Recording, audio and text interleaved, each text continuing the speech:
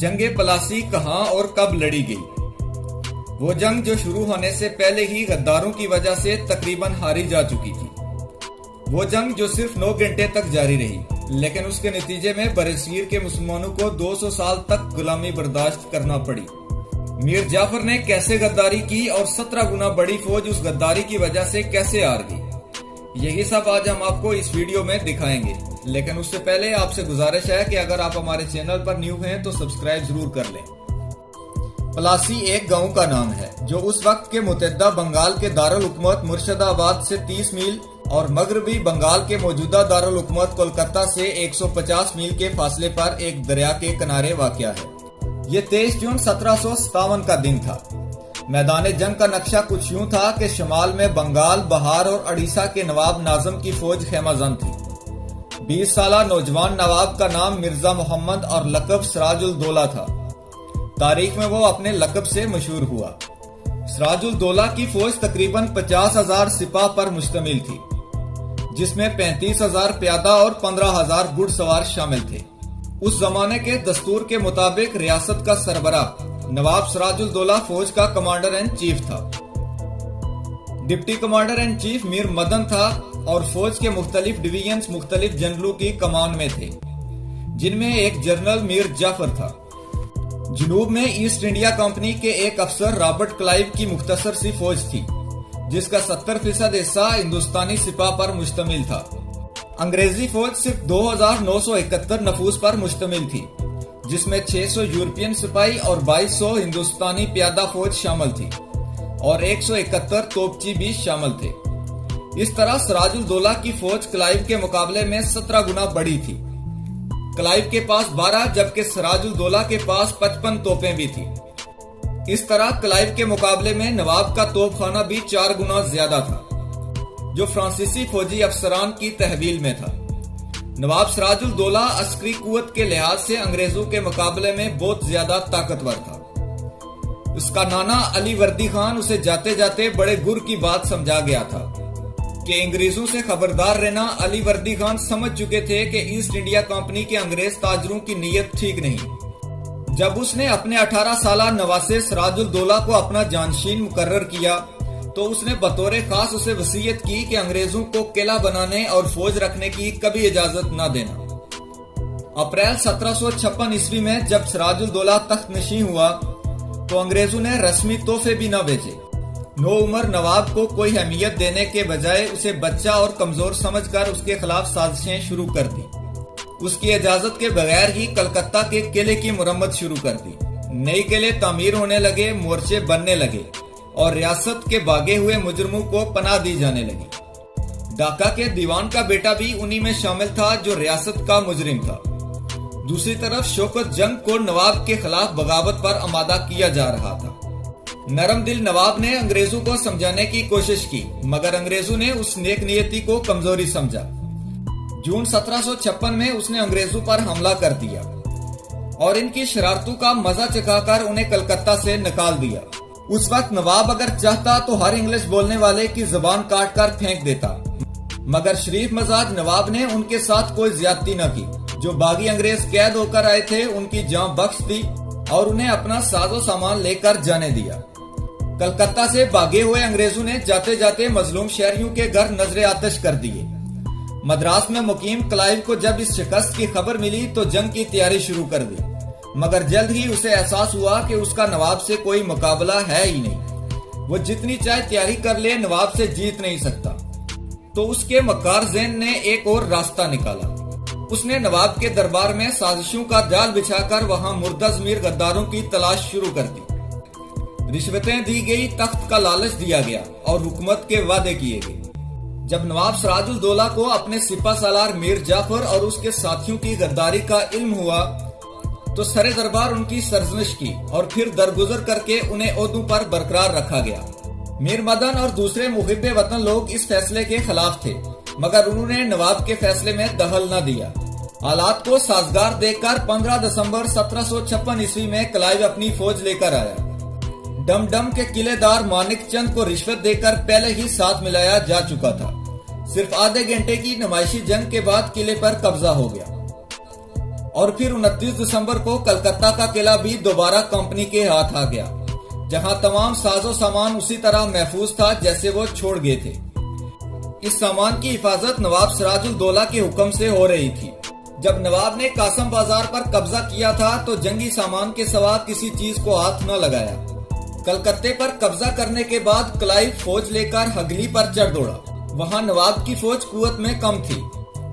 वहां 12 से 18 जनवरी 7 दिन तक जी भर के बेगुनाहों का खून बहाया, माल असबाब लूटा और आबादियों को आग लगा दी। नवाब ने हगली के करीब पहुंचकर क्लाइव को पैगाम भेजा कि तूने मेरी राया पर जुल्म किया, इसके बावजूद मैं सुलह का हाथ बढ़ाता हूं और कंपनी को पहली रियायतें देने को तैयार हूं। क्लाइव ने अपने 2 नुमाइंदे बाज़ाहिर तो बातचीत के लिए भेजे, मगर उनका असल मकसद नवाब की फौजी ताकत और पोशीदा राजों का पता लगाना था।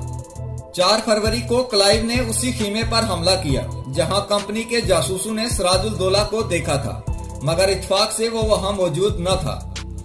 जब क्लाइव ने महसूस किया कि मैदान में नवाब को शिकस्त देना नामुमकिन है, तो 9 फरवरी 1757 को कंपनी और सिराजुल-दौला के दरमियान एक मायदा हो गया। क्लाइव ने उस मायदे की खबर कंपनी को दी। ईस्ट इंडिया कंपनी ने नवाब के दबे हुए अंदाज की बिना पर उसे मजीद शह दी। कंपनी के खत के जवाब में क्लाइव ने लिखा कि अभी क्या बिगड़ा है, नवाब से बहुत सी शर्तें मनवाई जा सकती हैं, बशर्त ये कि नवाब के दरबार में एक ऐसा शख्स मुकर्रर कर दिया जाए जो निहायत होशियार और इस मुल्क की जबान और माशरत से वाकिफ हो।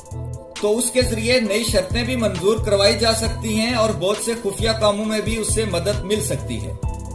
क्लाइव ने अपनी मक्कारी को अमली जामा पहनाने के लिए नवाब से कहा कि मैं चाहता हूं कि आपके दरबार में कंपनी का एक सफीर हो जो कि हमारे दरमियान राब्ते का जरिया हो। नवाब ने निहायत खुश दिली से उस तजवीज को मान लिया, क्योंकि वो खून खराबा नहीं चाहता था। इजाजत मिलते ही क्लाइव ने वाट्स को अपना सफीर बनाकर नवाब के दरबार में भेज दिया। ये वही वाट्स था जिसकी नवाब ने जान बख्शी की थी। वाट्स ने बड़ी आसानी से साजिशों की एक जमात तैयार कर ली और उनका सरगना मीर जाफर, जो कि नवाब सिराजुल-दौला की फौजों का सिपा सालार था, उसे मुकर्रर किया। इसे क्लाइव ने सिराजुल-दौला की जगह नवाब बनाने का लालच दिया। अंग्रेज मुसन्नफ सियानलाल लिखता है कि वाट्स ने मुर्शिदाबाद में रिश्वतों और झूठे वादों का बाजार गर्म कर रखा था। नवाब के तमाम अफसरों यहाँ तक के ख्वाजा सराओं तक को अंग्रेजों की तरफदार बना दिया था। जब साजिश मुकम्मल हो चुकी तो क्लाइव ने मायदे की खिलाफवर्जी की और 23 मार्च को चंद्रनगर पर हमले का इरादा किया। ये फ्रांसीसियों की बस्ती थी। फ्रांसीसियों की शिकायत पर नवाब ने लिखा कि हमारे दरमियान अभी जो मायदा हुआ है, क्या तुम उसे तोड़ना चाहते हो? एहतजाज के बावजूद जब अंग्रेजी जंगी जहाज फ्रांसीसी कोठियों के सामने पहुंच गए तो नवाब ने फिर लिखा कि हमें फ्रांसीसी वकील ने इतला दी है कि तुम्हारे 5 या 6 जहाज हगली में आए हैं और मजीद आने की इतला है। इतनी संजीदगी से सुलह करके फौरन ही जंग कर देना क्या मुनासिब है? अंग्रेज अफसरों ने इसका जवाब बड़ी बेरुखी से दिया। 26 अप्रैल को वाट्स ने क्लाइव को इतला दी कि उसने मीर जाफर को भी गद्दारी पर आमादा कर लिया है। 4 जून को वाट्स एक पालकी में बैठकर आधी रात के वक्त मीर जाफर के महल में गया। उसे ऐदनामा और शराइत मुकम्मल कराई। इस साजिश में मीर जाफर के अलावा दरलब राम, यार लुत्फ खान और जिगत सेठ वगैरह शामिल थे। युवास लिखता है कि 12 जून को मीर जाफर और दीगर गद्दारों ने इतला दी कि वो सब काम दुरुस्त कर चुके हैं। तय ये हुआ कि जब क्लाइव और नवाब की फौजें आमने सामने होंगी तो नवाब की फौज ही नवाब को कत्ल कर देगी और अंग्रेजी फौज आसानी से कब्जा कर लेगी। मंसूबे के मुताबिक अंग्रेजी फौज मार दाड़ करती आगे बढ़ी तो नवाब उसको रोकने के लिए अपनी फौज को सामने ले आया। नवाब सिराजुल-दौला की फौज का बड़ा हिस्सा मीर जाफर, दरलब राम और यार तुफ खान के जेरे कमान था। ऐन वक्त पर ये अलग हो गए और लड़ाई में हिस्सा नहीं लिया। सिर्फ महाराजा मोहनलाल, मीर मदन और फ्रांसीसी अफसर अपनी थोड़ी सी फौज के साथ रह गए, मगर नवाब के इन जानसारों ने अपनी जान पर खेलकर बहादुरी के ऐसे जोर दिखाए कि अंग्रेजी फौज को पसपाई पर मजबूर कर दिया। जंग पलासी शुरू होने से कुछ रोज कबल मीर मदन ने नवाब सिराजुल-दौला को मशवरा दिया कि अंग्रेजों से निपटने से पहले वो मीर जाफर और उस जैसे दूसरे साजिशों और गद्दारों को ठिकाने लगा दे। लेकिन नवाब सिराजुल-दौला नौजवान और नातजर्बेकार था। उसने आस्तीन के सांपों को पहचानने में गलती की, जिसका खमियाजा उसको बाद में भुगतना पड़ा। میر جعفر نے نواب کو قرآن پر ہاتھ رکھ کر اپنی وفاداری کا یقین دلایا اور اسے مطمئن کر دیا۔ جنگ شروع ہوئے 3 گھنٹے گزر چکے تھے اور کلائیو نے پسپا ہونے کا فیصلہ کر لیا۔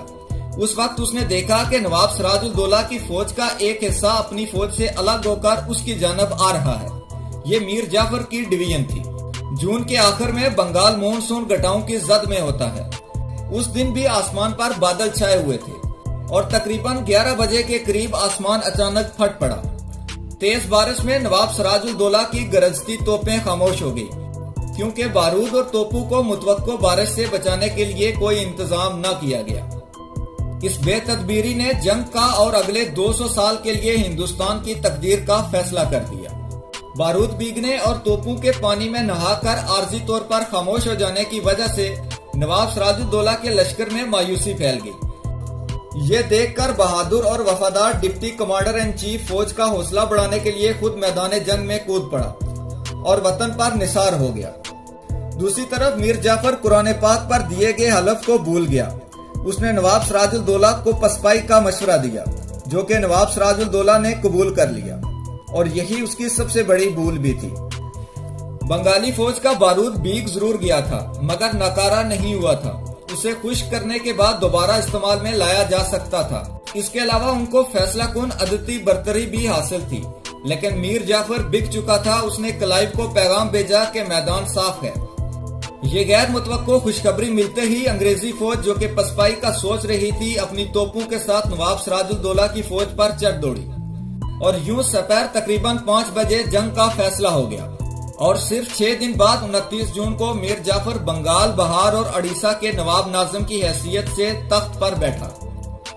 اس طرح اس غداری کی وجہ سے ہندوستان کی تاریخ کے ایک سیاہ باب کا آغاز ہوا۔ پلاسی کی جنگ کے بعد سراج الدولہ کو گرفتار کر کے کلائیو کے اشارے پر دردناک طریقے سے تقریباً کیما کر دیا گیا۔ اس کی مسخ شدہ لاش کو مرشد آباد میں ہاتھی پر رکھ کر پھرایا گیا، جس کے ہمراہ ہزاروں انسانوں کی آہوزاری نے آسمان سر پر اٹھا لیا۔ راجہ موہن لال وغیرہ کو بے حد تکلیف اور اذیتیں دے کر قتل کیا گیا۔ سراج الدولہ اس کلائیو سے ہارا جسے وہ جب چاہتا چٹکی میں مسل دیتا۔ سراج الدولہ ایک طاقتور نواب تھا، اس کی رعایا اس پر جان چھڑکتی تھی۔